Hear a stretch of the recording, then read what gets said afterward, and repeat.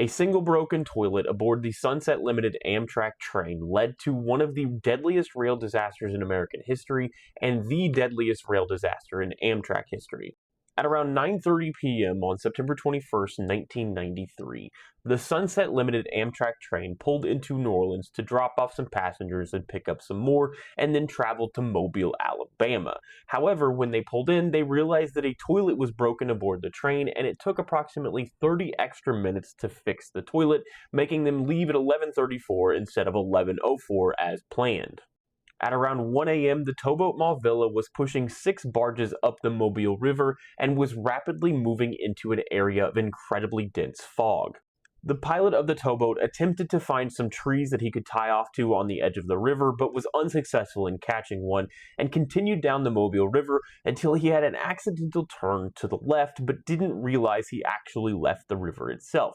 What he had actually entered was called the Big Bayou Canot.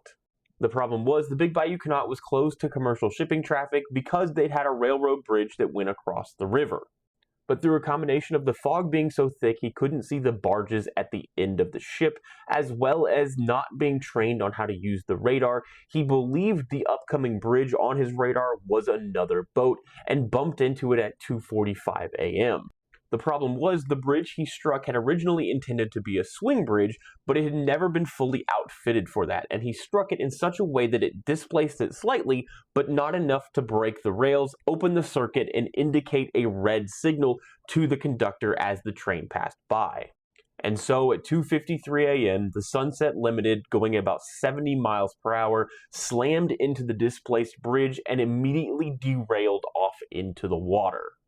The 2 locomotives, the baggage car, the sleeping car, and 2 of the 6 passenger cars immediately launched off of the end of the bridge and landed in the water. The fuel tanks for the locomotives ruptured and started a massive fuel spill which caught on fire, causing several of the individuals who made it out of the actual passenger cars to burn to death in the water.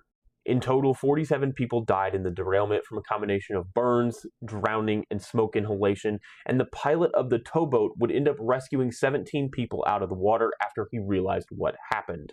The difference between the time when the towboat struck the bridge and when the Sunset Limited derailed was only 8 minutes. So if they hadn't had that delay in New Orleans, they would have made it across the bridge fine.